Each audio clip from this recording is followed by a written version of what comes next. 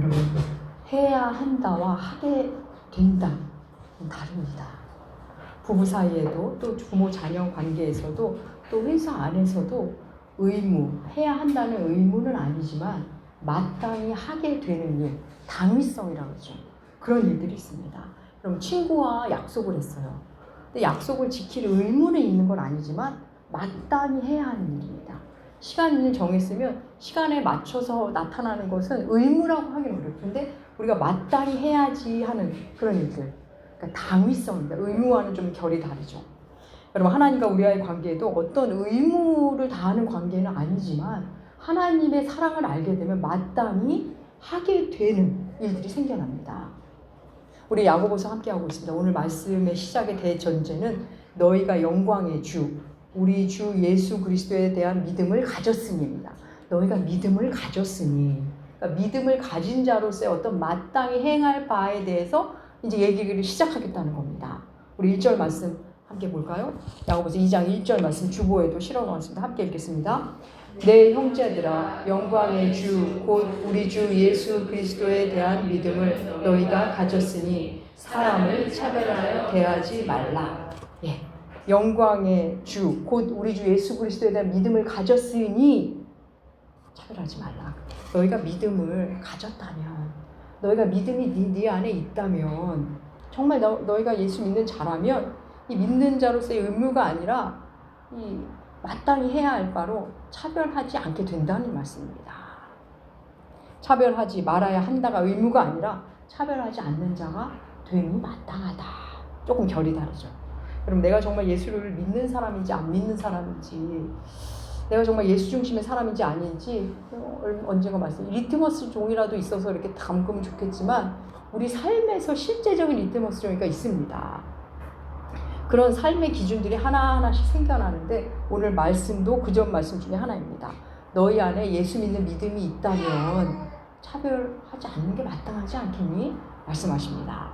그러면서 아주 자세한 예를 듭니다. 근데 여러분, 성경을 읽다 보면 복음서에서 우리 주님이 비유도 들고 예도 드시지만 다른 책에서는 이렇게 예를 드는 게 별로 없거든요.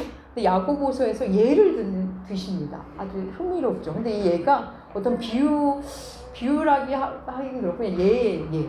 아주 평이한 예라서 그냥 읽으면 그 뜻이 그냥 다 알게 되는 그 부분 볼까요? 2장 2절에서 4절 주보에도 실었습니다. 함께 읽겠습니다. 만일 너희 회당에 금가락지를 끼고 아름다운 옷을 입은 사람이 들어오고 또 남루한 옷을 입은 가난한 사람이 들어올 때 너희가 아름다운 옷을 입은 자는 눈여겨보고 말하되 여기 좋은 자리에 앉으소서 하고 또 가난한 자에게 말하되 너는 거기 서 있든지 아래 앉으라 하면 너희끼리 서로 차별하며 악한 생각으로 판단하는 자가 되는 것이 아니냐. 예.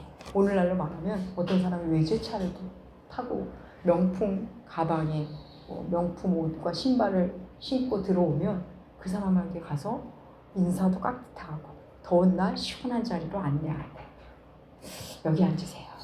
그런데 딱 들어온 사람이 허름해요. 누가 봐도 가난해. 다 떨어진 신발에 남루한 옷차림. 어쩌면 냄새 날 수도 있겠죠. 그런 사람이 들어오면 거들떠도 안 봅니다. 가서 인사를 하되 그냥 서 있든지 내 발등상 어디 그냥 저쪽 구석에 앉으라고 말하는 겁니다. 그렇게 보이는 것으로 차별한다는 거죠.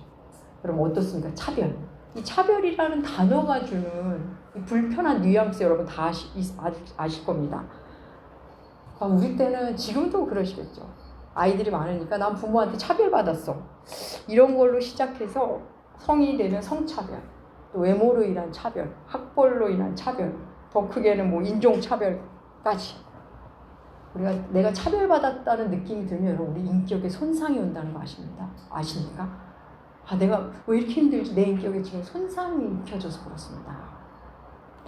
내가 대우받는 자리에 있을 때는 전혀 몰랐는데 막상 그 반대편에 가보니까 너무 고통스러운 거예요. 우리 존재감에 상처가 생깁니다. 여러분, 이 야고보서가 쓰일 당시의 상황으로 한번 그 시대로 가볼까요? 그 초대교회 당시에는 여러분 주인과 종, 노예가 있던 시대입니다. 그래서 사람이 계급으로 나뉘어져 있었어요. 그래서 사람들이 자유자를 대할 때와 종을 대할 때 다릅니다. 주인을 만날 때와 그 집 종을 만날 때가 다릅니다. 차별한 거죠. 그걸 가지고 뭐라 하는 사람은 없었던 시대입니다. 나름 차별할 만해서 했다고. 그들에게 등급이 있었으니까. 그런 때였습니다. 지금 야고보서는 그걸 지적하는 겁니다. 너네가 예수 믿는 믿음이 있다면서 어떻게 예수 믿기 전하고 똑같이 살고 있니? 사회에서 똑같이 하던 대로 교회 안에서 하고 있니? 그걸 지적하고 있습니다. 예수 믿는 믿음이 있다면서 예전에 살던 대로 그대로 살고 사회에서 하던 대로 그대로 사는 것, 그게 맞냐고 되묻는 겁니다. 여러분, 우리 주 예수께서 이 땅에 계실 때 우리 주님은 여자도 아이도 장애가 있는 사람, 문둥병자도 또 이방인도 세리와 창녀도 똑같이 대하셨습니다. 당시로서는 상상도 할 수 없는, 어느 누구도 그런 사람이 없었어요. 너무나 획기적이고 파격적인 존중감으로 사람을 대하셨습니다. 사람에 대한 존엄을 그분이 친히 보여주셨습니다. 그래서 주님을 따르는 사람들은 그걸 보고서 너무나 놀랐죠. 자기를 그렇게 대해준 사람이 없었으니까 그동안. 그리고 자기도 그게 당연하다고 생각하고 살았는데 이분은 나에게 다르게 대해주시는 겁니다. 그래서 가진 자들이, 기득권자들은 주님이 별로 마음에 안 들 수밖에 없었죠. 야고보서는 예수를 믿는다면 새로운 세계에 눈뜨게 된다는 얘기를 우리에게 해주고 있습니다. 더욱이 지금 야고보서를 받아든 사람들, 이 사람도 어떤 사람일까요? 유대계 그리스도인입니다. 민족의 종교인 유대교에서 예수님을 만나고 그리스도인이 된 사람들입니다. 그래서 이 사람들 유대인들로부터 차별받았습니다. 불이익을 당했어요. 너네 그 나사렛 총구석의 그 청년 예수를 믿어? 신성 모독한 죄인, 십자가에서 죽은 그 죄인을 믿어? 그러면서 사회적 차별을, 불이익을 주었습니다. 유대계 그리스도인들, 지금 유대인 동족으로부터도 차별받고 로마로부터도 차별받고 있는 사람들입니다. 그런데 그들이 지금 교회 안에 모였죠. 지금 외부로부터 차별받아 놓고 자기들끼리 모여서 자기들끼리 또 차별을 하고 있는 겁니다. 너무나 슬픈 일이 아닙니까? 어처구니 없는 일입니다. 차별을 통해 불이익을 당하고 인격이 한참 손상을 받아놓고는 똑같이 서로 대합니다. 야고보서는 단순한 권면이나 지적이 아니라 거의 규탄에 가까운 말씀입니다. 오늘 말씀 경우는. 여러분, 우리는 예수 믿는 사람입니다. 예수님 막연하게 생각할 게 아니라, 그리고 복음서에 나타난 예수 그리스도, 과연 그분은 이 땅에 계실 때 어떤 모습이었을까요? 우리에게 오실 메시아에 대해서 주님이 오시기 전에 이사야서가 이렇게 말씀하셨죠. 한번 볼까요? 이사야서 53장 2절 말씀 주보에 실어놓습니다. 하나님의 말씀 함께 읽겠습니다. 그래서 자라나기를 연한 순 같고 뿌리 같아서 고운 모양도 없고 풍채도 없은즉 주 앞에 아름다운 것이 없도다. 예, 볼까요? 연한 순 같고 연약해요. 마른 땅에서 나온 뿌리가 아주 바짝 마른, 볼품없죠. 고운 모양도 풍채도 흠모할 것이 없답니다. 우리를 구원하러 오신 메시아라는 분이 볼품이 하나도 없는 모습으로 오신다는 겁니다. 예수님이 이 땅에 계실 때 어땠을까요?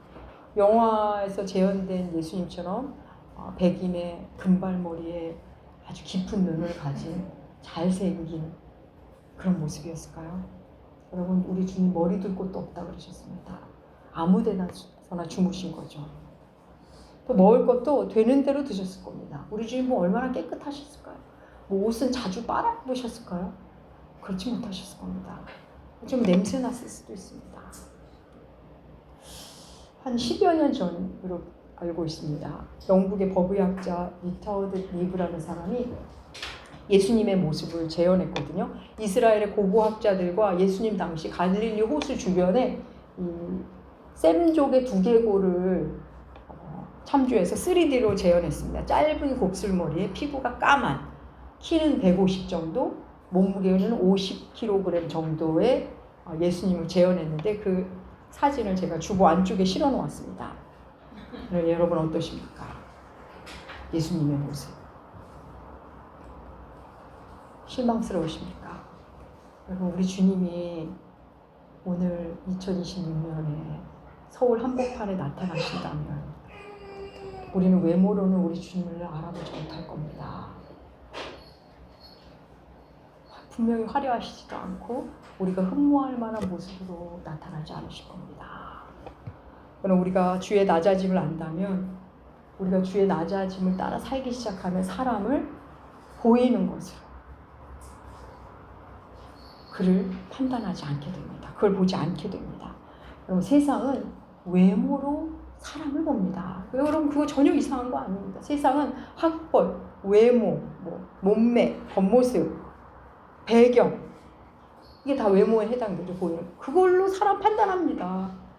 우리 성경에도 나오죠. 사무엘상에서 사무엘이 다윗에게 기름 부으러 갔다가 누굴 보죠? 제일 먼저 형 엘리압을 봅니다. 그때 그의 외모에 감탄을 합니다.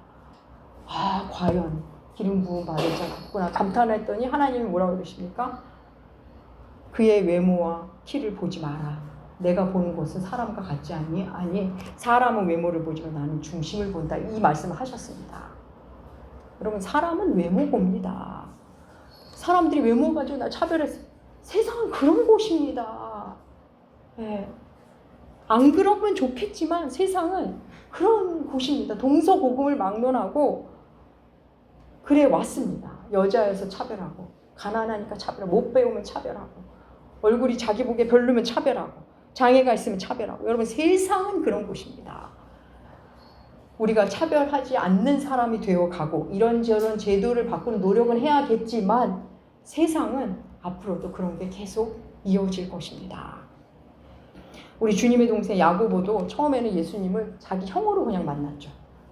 그냥 외모로 만난 겁니다. 그러다 어느 날 형이 아닌 형 너머로 하나님의 아들 주님으로 만납니다.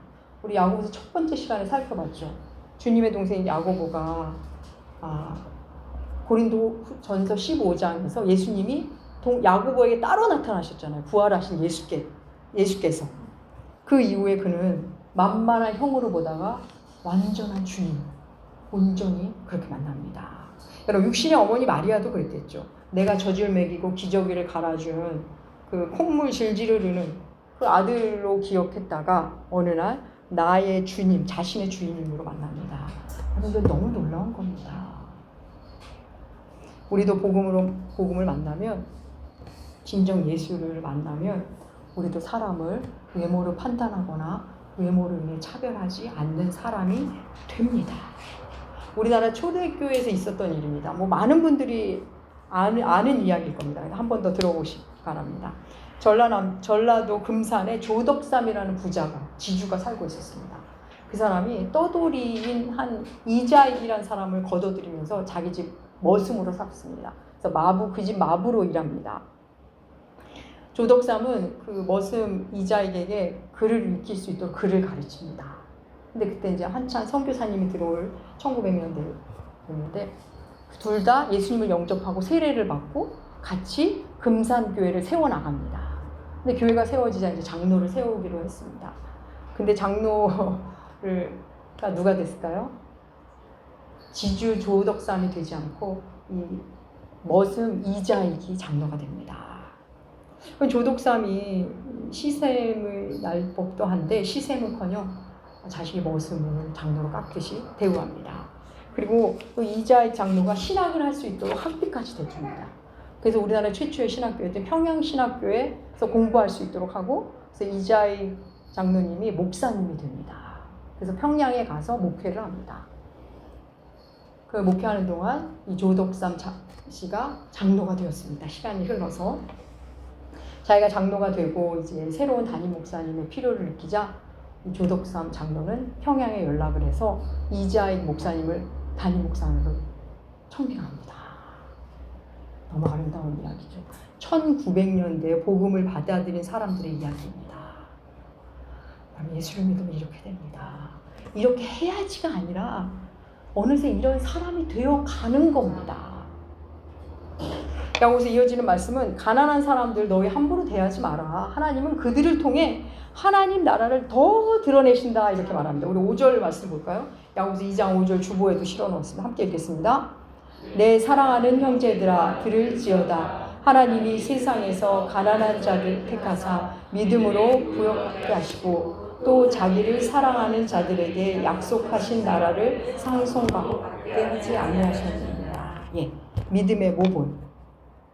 믿음의 모본을 돈 많이 가진 사람, 부유한 사람을 통해 드러내는 데는 사실 한계가 있습니다.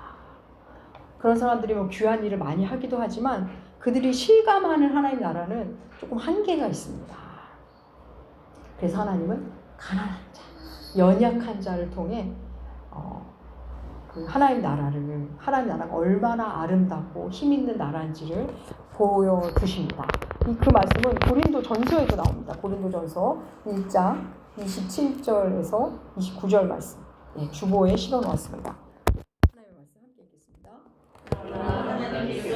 세상에 미련한 것 택하사 지혜 있는 자들을 부끄럽게 하려 하시고 세상에 약한 것들을 택하사 강한 것들을 부끄럽게 하려 하시며 하나님께서 세상에 천한 것들과 멸시받는 것들과 없는 것들을 택하사 있는 것들을 부끄럽게 하시니 이는 아무 일체도 하나님 앞에서 자랑하지 못하게 하려 하십니다. 예, 하나님이 가난한 사람들, 연약한 사람들, 지금 힘든 사람들, 그들을 통해 하나님 나라가 드러날 테니까 그들을 함부로 대하지 마라, 쉽게 보지 마라 말씀하십니다. 사실 세상의 논리로는 말이 안 됩니다. 말이 안 되죠. 여러분, 하나님 나라 논리는 세상의 논리를 완전히 전복시킵니다. 바꾸십니다. 그래서 여러분, 교회는 못 배운 사람들, 성격이 모난 사람들, 무례한 사람들 환대받는 곳입니다. 세상 논리로는 설명이 안 되죠. 바보라서 바보 치고 하며 사는 사람이 무례하고 거칠어서 나도 그냥 비슷하게, 그거보다는 아니어도 좀 약하지만 나도 그래서 그냥 조금 거칠게 대했는데, 너무 무식했던 사람이라 나도 좀 거칠게 대했는데, 이런 거 다 자연스러운 일입니다. 세상에서는. 그런데 하나님 나라는 그렇지 않습니다. 냄새나서 좀 얼굴 찌그렸건만, 무식한 사람이라 내가 조금 긴장하지 않도록 대했건만 하나님은 그 불편한 마음을 주십니다. 제가 아는 목사님, 부목사님으로 사역하시는데 그 교회에서 지금도 일어나고 있는 일입니다. 이런 말씀을 들려주셨습니다. 교회에 출석하시는 어떤 분이 있는데 늘 냄새가 난답니다. 그게 노숙자 그 자체랍니다. 근데 이분이 멀리 이사를 가셨어요. 자제분 따라서 어디 멀리 가셨는데 전철을 타고 굳이 그 교회를 나오십니다. 근데 그분이 오면 그 지린내라고 하죠. 옷을 입고 아마 소변을 보신 것 같아요. 옷도 지저분하죠. 뭐 겉모습은 어떨지 모르겠는데 이렇게 뭐라 그럴까, 너덜너덜한 옷은 아닌데 냄새가 납니다. 교인들은 어떻게 할 것 같습니까? 그분이 오시면 모락모락 이제 냄새가 나는데 교인들이 그분을 모시고, 남성분이니까 남성 교우님들이 들어가서 씻기시고, 그래서 항상 옷을 가져오는 분이 있답니다. 옷을 갈아입히십니다. 물론 그 다음 주 한 주 지나면 또 그 모습으로 오십니다. 여러분 어떠십니까? 교회 안에 깨끗하고 교양이 있고 그런 분만 오시면 좋겠지만 여러분, 교회는 그런 곳이 아닙니다. 또 하나의 이야기를 들려드리자면 수개월 전에 제가 인터넷 신문에서 읽은 이야기입니다. 어떤 목사님이, 그 목사님이 직접 쓰신, 어떤 목사님 교회를 개척하고 시골에서 개척하고 어느 정도 성도들이 모였답니다. 그런데 조금 안정기로 넘어가고 섬기는 분들도 이제 생기셔서 조금 안정기로 들어왔는데 어느 날 몇 분의 장애인들이 교회로 오셨답니다. 몇 명이. 그러니까 교회 안이 어수선해지고 예전 같은 고요함이 없어졌습니다. 섬기는 분들이 힘들었겠죠. 근데 교인들이 목사님을 찾아오셨답니다. 얼마가 지나서 오셔서 하신 말씀, 목사님 그 장애인분들 내보내주세요. 너무 힘듭니다. 그분들 내보내지 않으면 저희들이 나가겠습니다. 목사님이 가만히 듣고 답변하셨답니다. 저는 그분들을 나가게 할 수 없습니다. 여러분들은 어느 교회든 갈 수 있지만 그분들은 우리 교회 외에는 갈 곳이 없는 분들입니다. 그 얘기를 듣고 교우님들 정말로 다 나갔답니다. 그래서 목사님이 그 몇 명의 장애인들과 새롭게 시작하는 마음으로 좀 지내고 있다. 뭐 이런 내용의 글을 올리셨습니다. 여러분, 우리는 교회 안에서 나 외에는 모두가 훌륭하길 바랍니다. 모두 달라지길 원합니다. 나 외에는 다 달라졌으면 좋겠습니다. 여러분, 요한복음 11장에서 우리 주께서 나사로를 살릴 때 돌을 옮겨 놓으라 하셨고 풀어놓아 다니게 하라 하셨습니다. 그럼 돌을 옮기는 일도 풀어놓아 다니는 일도 나사로가 할 수 없는 일입니다. 그 주변 사람, 나사로를 아는 사람, 또 예수님이 뭔가 하시겠지 하고 기대하는 사람들이 한 일입니다. 몇 사람이 한 일입니다. 여러분, 죽은 나사로가 무덤에 나왔을 때 어땠을까요? 냄새 났겠죠. 사흘이 지났으니 고약한 냄새. 그가 그를 풀어놓아 다니게 하는 일은 예수를 기대하는 사람, 또 나사로를 사랑하는 사람들이 하는 일입니다. 누군가 가서 도와줘야 합니다. 그럼 교회는 그런 것입니다. 힘들지만 사실 절대적으로 절대 못할 일도 아닙니다. 왜요? 내게서 냄새 났을 때도 그 권사님이, 그 장로님이, 어떤 그분이 그렇게 했거든. 내가 그걸 잘 몰라서 그렇지. 나도 냄새나는 존재였음을 아는 사람은 그 일을 할 수 있습니다. 여러분, 차별이라는 건 사실 차별하면서도 아무 거리낌이 없을 수 있습니다. 원인을 상대에게 두면, 차별의 당위성을 저 사람에게 두면 차별받을 만해, 차별만한 근거를 가지고 있어 하면 나는 정당해집니다. 또 하나는 내가 차별하는 그가 보복하지 못하는 걸 알면 또 마음껏 차별을 합니다. 너무 부족해서 힘이 없어서 보복을 못하든가, 아니면 사실 너무 훌륭해서 저 사람 다 받아들여 아무 말 안 할 걸 알아서 또 다른 형태의 무례함을 우리가 할 수도 있습니다. 가만히 있을 걸 알기에, 뒤탈이 없을 걸 알기에 하면서도 거리낌이 없을 수도 있습니다. 여러분, 다시 말씀드립니다. 세상은 외모를 보고 판단합니다. 그래서 사람들이 자꾸 돈 벌고 뭐 바꾸고 뭐 공부하고 개발하고 차별하는 자가 되지 차별받는 자가 되기 싫어서 그런 겁니다. 하지만 하나님 나라는 그렇지 않습니다. 교회는 이 하나님 나라를 먼저 사랑하는 사람들이죠. 가난한 교우가 기가 죽고 돈 많은 교우가 기가 살고, 가난한 목사가 기가 죽고 돈 많은 목사는 기가 살고. 그럼 그게 교회 맞습니까? 이미 교회 안에 세상의 논리가 들어오면 그렇게 됩니다. 가난한 사람을 돕기는 하지만 가난한 사람은 우리 교회 안 왔으면 좋겠습니다. 장애인들을 돕지만 장애인과 예배 드리고 싶지 않답니다. 해외 선교지를 위해 기도는 하지만 내 옆에 그 이웃을 위해서는 못 참겠다는 겁니다.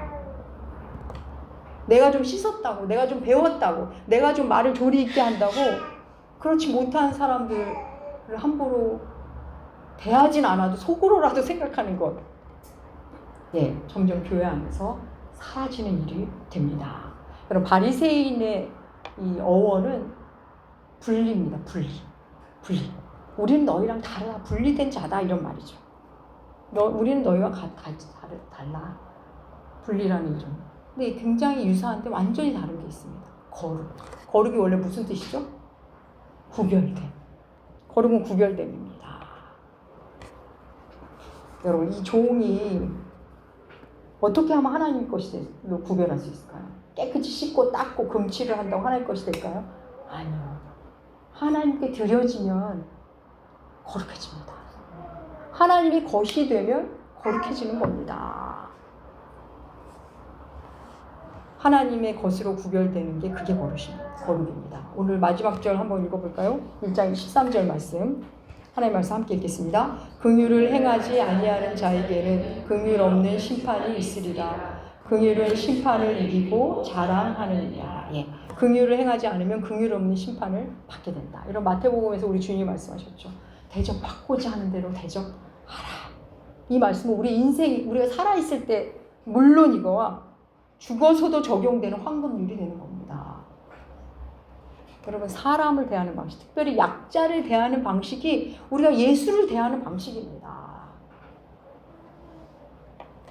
가난한 사람, 장애 있는 사람, 말 못하는 사람, 때로는 너무나 뭘 못 배워서 너무 무례하고 함부로 대하는, 참 쉽지는 않죠. 그들을 대하는 모습이 바로 예수를 대하는 방식입니다. 우리 교회 안에 얼마나 참 이상한 차별이 많습니까?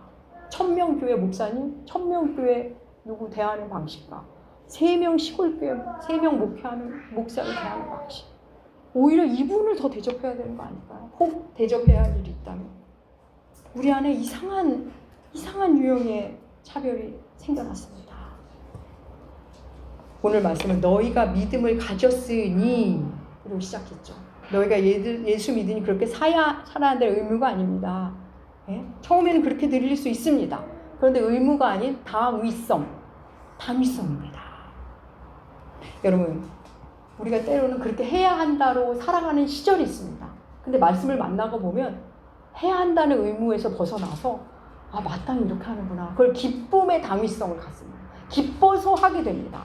그러면 그게 의무가 아니라 특권임을 알게 됩니다. 이거 아무나 하는 게 아니구나. 근데 내가 어떻게 이걸 하게 됐지? 일을 즐겁게 하고 있구나. 이 특권임을 만나게 됩니다.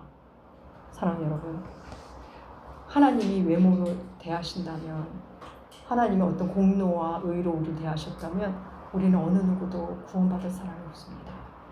하나님 우리를 외모로 대하시지 않습니다. 얼마나 놀라운 은혜입니까? 하나님은 그냥 우리의 성장 과정에 따라 그냥 차이를 두고 대하실 분입니다. 여러분도 아이를 그렇게 대하죠. 교회도 아마 성도를 그렇게 대할 겁니다. 성장의 또 직분에 따라 역할에 따라 차이를 두고 행할 뿐 차별은 없습니다. 너희가 예수에 대한 믿음을 가졌으니, 너희가, 하나님은 예수 믿는 자에게 관심이 있습니다. 예수 믿지 않는 바른 사람들 관심 없습니다. 우리의 변화, 우리의 사랑을 받고 싶으신 거지 타자의 예수 밖 사람들에게는 관심이 없으십니다. 그럼 우리는 차별받는 게 문제가 아니라, 차별받아서 괴로운 게 아니라 내가 차별을 해서 괴로운 사람이 되어갑니다. 차별을 받아야 한다면 여러분 우리가 받아야 되지 않을까요? 우리에게는 예수가 있으니까, 하나님이 있으니까. 근데 예수 없는 사람들이 차별받으면 저들은 어디로 갑니까? 믿음이 연약한 사람이 차별받으면 저들은 그걸 어떻게 극복합니까? 우리 예수 안에서 극복해낼 수 있지 않습니까? 여러분, 주님이 주신 세계명이 뭡니까? 서로 사랑하라. 여러분, 그 앞에 단서가 없어요. 훌륭한 사람, 사랑스러운 사람을 사랑하는 거, 그건 이방인도 하는 일입니다. 너희가 서로 사랑하면 너희가 내 제자인 줄 세상이 안다고 했습니다. 내가 제자 훈련 받았어. 내가 하나님의 제자야. 내가 부르짖는 자하고 제자가 되는 게 아닙니다. 사랑을 선택하는 자가 하나님의 제자입니다. 우리가 서로 사랑하면 거기에 차별이라는 말이 들어올 틈이 없습니다. 여러분, 하나님은 사람을 차별 없이 대하신다. 여러분, 예수님이 어떻게 오셨죠? 아기로 오시지 않았습니까? 갓난 아기는 사람을 차별을 안 합니다. 아주 못돼 먹은 인간이 와도 똑같이 울고 웃고, 최고의 성자가 와도 똑같이 울고 웃고, 그걸 드러내신 겁니다. 예수님 그렇게 오셨습니다. 우리를 차별 없이 사랑하시는 하나님. 우리가 가난할 때도 구할 때도, 우리가 충성할 때도, 때로는 주님과 멀어질 때도, 내가 헌신할 때도, 아니면 그냥 거만할 때도 하나님이 차별 없이 우리를 대하시고, 우리 하나님 까맣게 잊을 때조차도 우리를 똑같이 대하시는 그분의 깊은 사랑을 만나시고 예수 믿는 자로서의 마땅한 삶을 기쁨으로 살아가게 되는 여러분들 되시 주의 이름으로 축복합니다. 기도하겠습니다.